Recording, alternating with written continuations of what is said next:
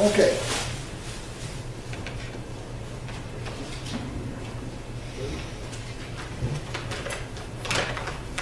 I'd like to say that I am I hope you gotta hold up your chin. Oh. I'd like to tell you that I'm absolutely honored to have been asked to come in about Pastor Dave and my niece, Marion. I'm not here today to preach, so you can relax.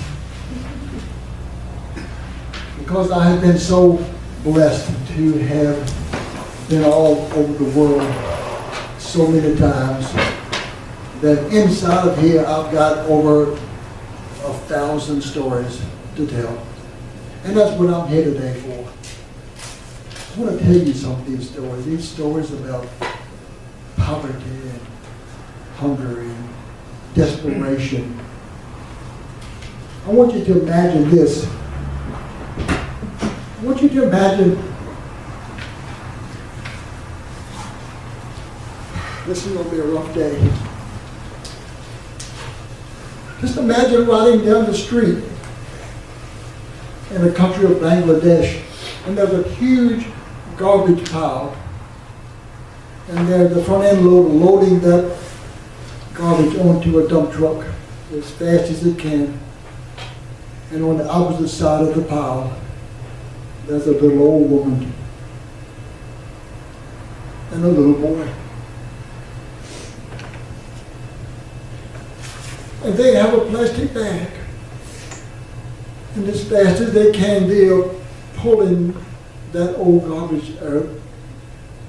If it smells good, they put it in their plastic bag to take home to eat. Imagine what it's like to live like that. Imagine looking out the window and you see a lady bringing her dishes out to the middle of a dirt road in a big mud puddle, and she washes her dishes in that mud puddle.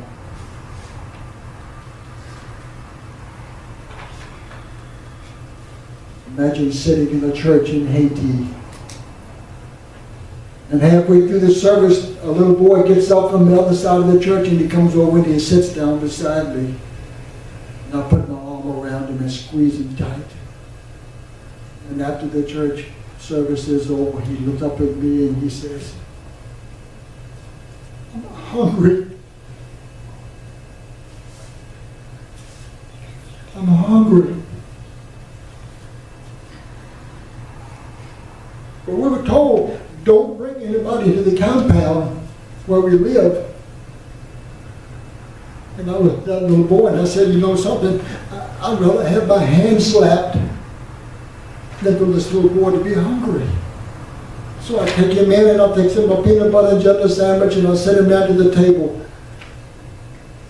And he eats half of the sandwich and he puts the other half in his pocket to take home to his mother, who's hungry too.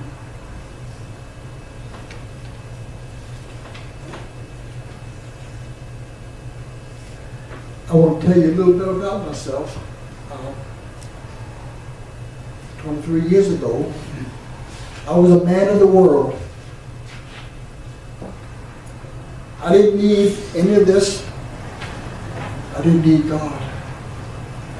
The world had everything that was making me happy. I was into the world so much that I thought the world was about me. And then a wonderful thing happened.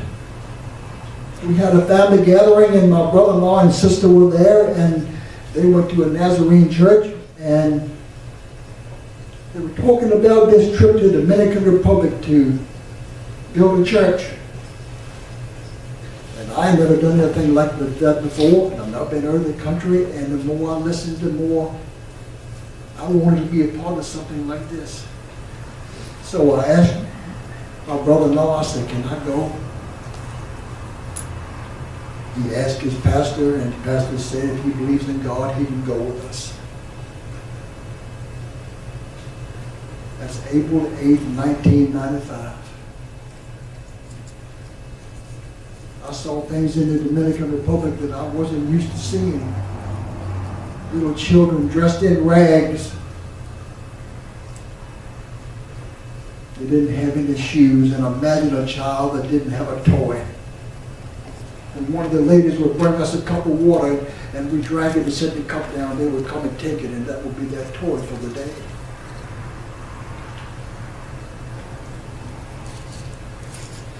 Every morning the men would come through town with their machetes in their hand, and they would go to the field, and all day long they would chop sugar cane and pile it up in a big pile. And when the pile got big enough, ox cart would come, and they would load it up into the ox cart and take it down to the railway station to weigh. And for all of that work, those men would make $1. A Pepsi Cola is 50 cents in the Dominican Republic, so you can imagine how far that money went.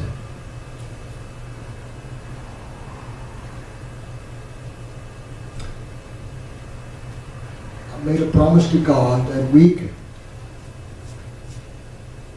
that my life was going to be about helping other people in need. And that's what my life is all about.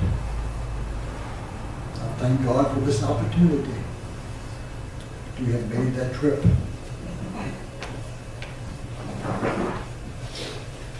Today I want to tell you a little bit about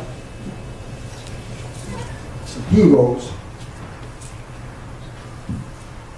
These missionaries that go off into lands sometimes so volatile that we can't even talk about who they are or where they are. But I want to tell you about a couple of them today. One, Dr. Larry Garman. 45 years ago, he was a doctor in California. And God called him to be a missionary, so he closed his office, went to school, learned the language of the Algorunas, and went to the jungle of Peru to teach the Algoruna Indians about Jesus. And in the afternoons, after we got off from work, he would tell us stories. Stories about being lonely, his family back in California, and only he and his wife, Addie, were there in the jungle with a bunch of Indians they knew nothing about. Falling into the river, and in Peru, these rivers have these terrible whirlpools. And Dr. Gorman fell into one of those whirlpools and should have been sucked away and washed down the river. But God saved him because he wasn't finished with him. He was bit by one of these.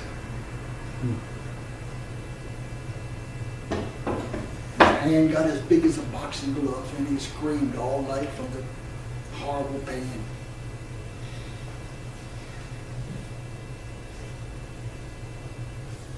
The house surrounded by Indians with weapons. And they weren't there for a cookout. His wife Annie got bit by a crawl snake and actually lived. She was standing at the back door talking to an Indian, and a scorpion fell out of the ceiling and down into her blouse and stung her several times before she could get her blouse off. You know, most people would have said, I've had enough of this, I can't take this. But you know something, when you're sold out to Jesus, there is no giving up. Amen.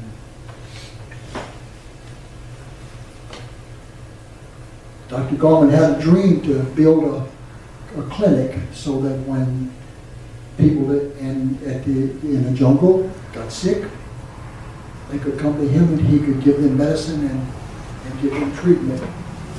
So he finally got it built. And one day a man and a woman came to the clinic. She was carrying a little boy. She was deathly sick.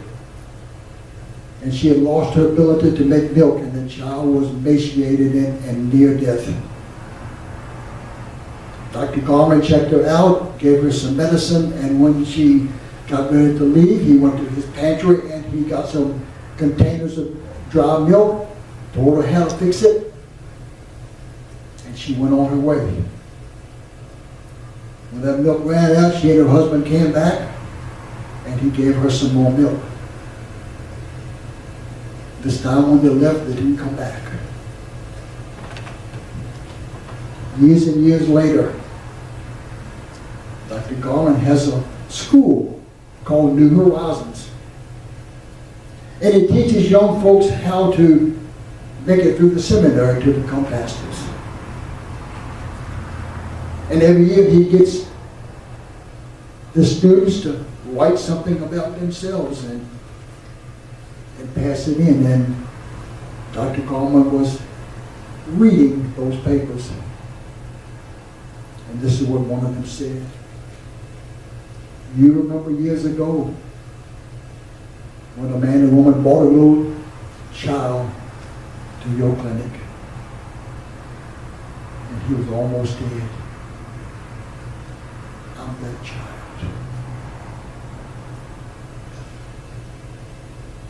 That child went on to be a pastor of a church in the jungle, the biggest one in the jungle.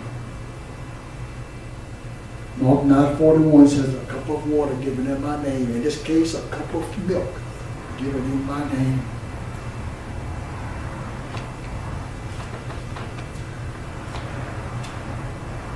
I'm going to tell you about a friend of mine named Friday Donda. Friday was from Kenya. God called him to be a missionary. He had 5 children, and he left his 5 children back in Kenya, the oldest ones to take care of the youngest ones, and he and his wife Mary went to Ethiopia. And what a powerful man he was. Every 2 weeks they were building a new church. Every 2 weeks.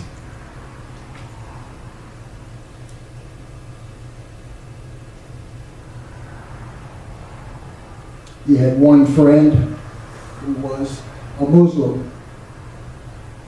And his friend agreed to allow Friday to use his home to start a new church.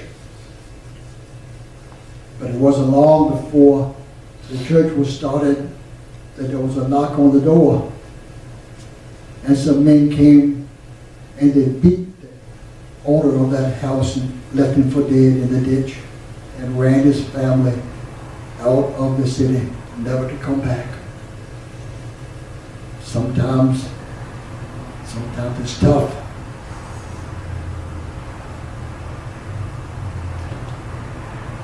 One day we were sitting in the room, and it was a Sunday afternoon, and we were going to go to show the Jesus film.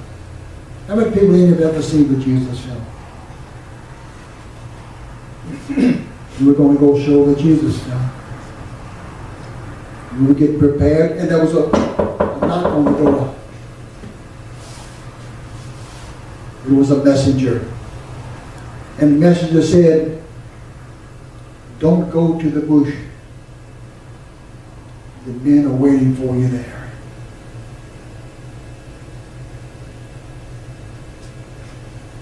So we stayed in the room that day. And we had devotions, and Friday was giving the devotions. Friday is a big, powerful man with this powerful voice, and when he speaks, people listen.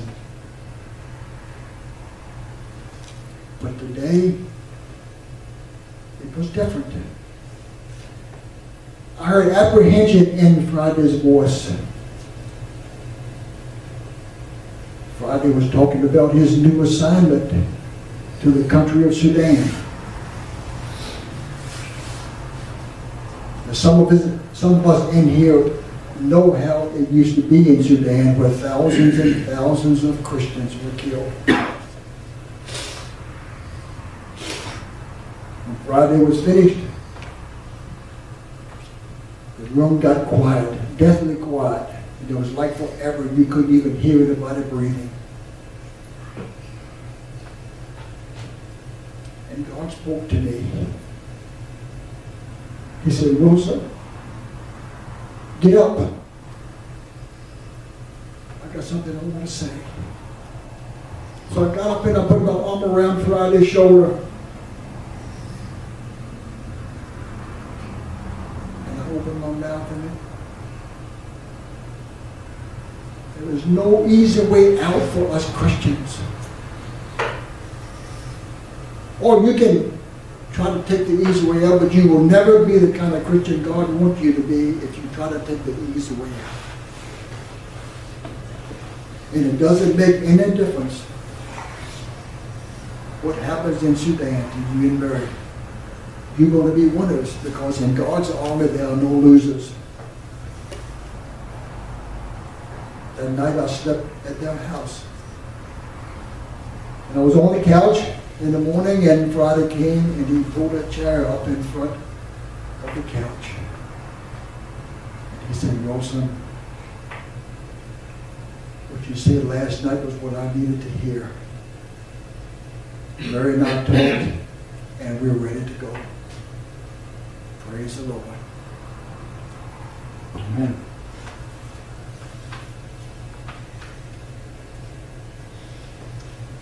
I will need your picture in a minute. We're really in the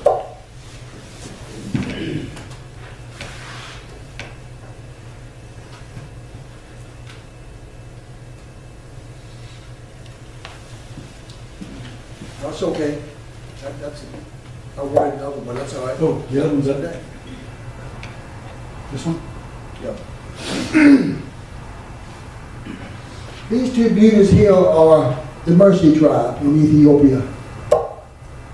On our first trip there, after we got through working for a couple of weeks on the school, we decided to get in the car and go into the bush and visit some of these tribes before we came back to America. It took us about a day and a half to get out there to these people, and we went up a steep hill and into an open field, and there they were.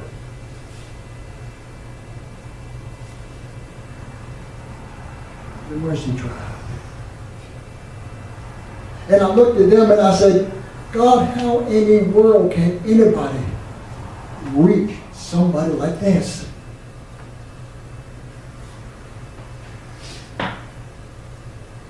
Well, after we were there for a while and we left, we got back to where we were living. The Jesus film crew decided they were going to go and show the Jesus film to the Mercy tribe. Now, the Jesus film is in hundreds and hundreds of languages, probably more than 1,000 now, but not the Mercy tribe.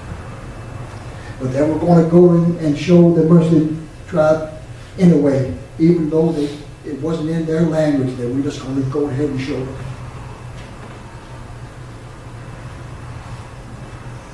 So they got there, they got all set up. And guess what? He's always got a plan. The very day that they were going to show this Jesus film, a man showed up in the Mercy camp. He was one of the Mercy men. But he decided he wanted a better life, and so he went off and he got some education and he learned how to speak English. And the very day that they were going to show this film, he walks into the camp. So he was able to interpret the film.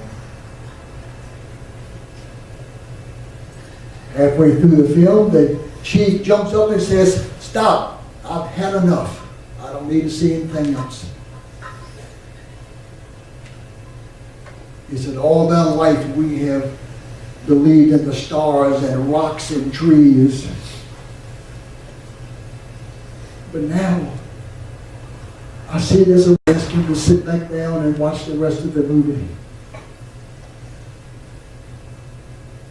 When it was all over, he and 19 of his entourage stood up and accepted Jesus. These are the people that I didn't think anybody could ever reach. 19 people and the chief.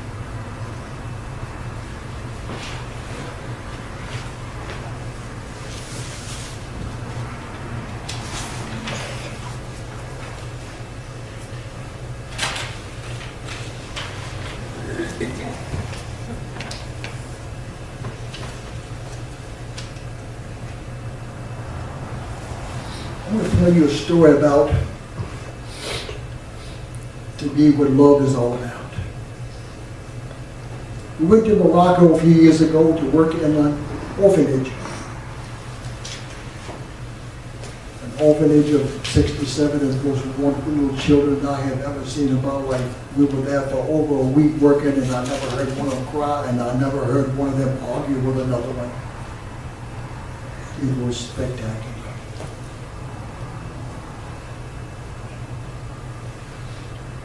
The poor little angels, the only thing they had to eat every single day was some vegetable soup, and once every 30 days they would put a little bit of meat in there.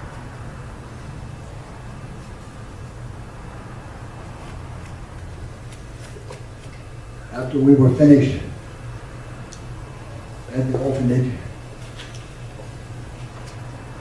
we went back to where we were going to live until we were going to fly home. That night we were invited to the home of a Muslim family, and that was something a little strange to me. You sit around the table, and the pot of food is sitting in the middle, and you take a piece of bread with your right hand only. You reach in the pot, you grab out some food, but don't touch it with your left hand. Now, I got slapped several times because you know how it is when you grab something and you kind of lose it, and you need another hand.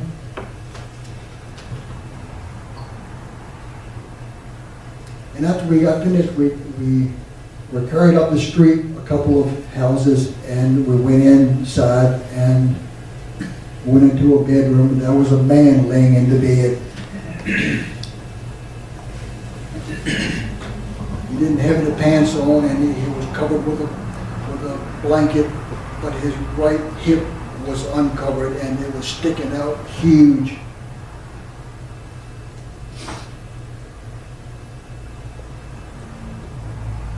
This old man was in dire pain, and we didn't know what was wrong with him, so that we did the only thing that we knew how to do. We gathered around him, and he was a Muslim. We gathered around him, and we prayed for this man as hard as we could. His son had already told us that he was in such dire pain, he had to be carried to the bathroom, literally in his arms. And the old man decided, if I don't eat anything else, I won't have to go to the bathroom and live with this pain. And he was skin and bones. And his son told us, my dad has already said, nobody's taking me to the hospital. After we got through praying and everybody walked out, I stayed behind. I bent over and looked this old man right in the face, and I smiled at him, and he smiled back at me. I couldn't speak his language, but he knew I loved him. I kissed him on his forehead. And I walked out and followed him in back down to our house. The next morning at breakfast, we were talking about this old man and what we were going to do. I said, I'm not going back to America until we do something to help this old man. He is going to die if somebody doesn't do something to help him. We got back in our car, went back up to the house. His son met us at the door and said, guess what? My dad is going to go to the hospital this morning.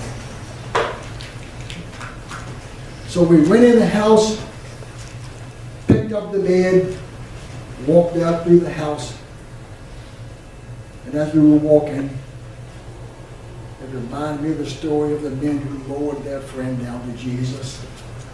And I said, Jesus, you got another one coming. We took him out and put him in the back of the car as careful as we could. His wife got in one side, and I got in the other side, and the driver took us to the doctor's office. We got there, we put him in a wheelchair, and rolled him inside and put him on an x-ray table, and the doctor took an x-ray of him. He brought it back in and showed us the x-ray. Instead of this old man's bones looking like this, they looked like this. He went in his drawer and he pulled out all kinds of screws and bolts and nuts and plates and all kind of things. He said, I can fix this, old man. Somebody's got to pay me. So we gave him the $750 that he wanted. We went downstairs to get in the car to go to the hospital, and somebody had taken our car. So we go back inside and we tell the doctor, and he closes his office. He goes and gets his car, and we take the old man to the hospital. We get him in the bed, and they check his blood pressure and all of that. And the person from the hospital came to see us, and he said, this old man can stay here in the bed. Somebody's got to pay. $3,000. A little different than what we are in America, but we paid it, and we left the old man, and the next morning we flew home back to America. When we got home, we got a phone call. The operation was a complete success, and the old man would be going home in a couple of days. Folks, that's what life is all about. That's what God puts us on this earth for. To make a difference in the lives of others who need help. Not spend our time taking care of us.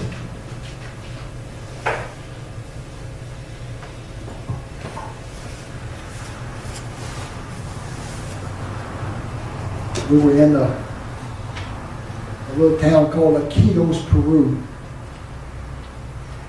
And one afternoon after we got through working, we decided we were going to go to town and we were going to go to a restaurant and find ourselves something to eat. So we walked down the sidewalk, and after a while we saw a little restaurant on the side, and so we go in and sit down, and we ordered some food, some kind of mystery stuff. We don't know what it was. Didn't taste a whole lot better than it said. And after we were finished eating, the waiter came to the table and he said, can I clean your table? And we said, certainly. So he runs to the kitchen and he comes back with an armful of plastic bags. And he takes all that leftover food and he stuffs it down in those bags. And when he gets it all the bags full, he grabs them up and he runs out of the restaurant and down the sidewalk. And I walk and look down the sidewalk, and there was a line of waiting, hungry children. And this old man had made an agreement with the owner of the restaurant to let him work so he could feed those children. Praise the Lord.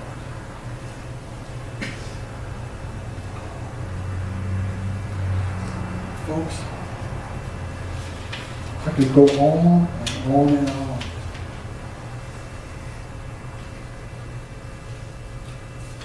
I praise God for this opportunity. I praise God for all of the trips that I've been on and all the people that we have helped, all the churches that we have built. I mean, hard work. We built 3 churches in 6 days back in the jungle. 117 degrees. But God took care of us. He didn't allow anybody to get overheated or anything else. So I just want to thank Him for looking out for each and every one of us. Each and every time.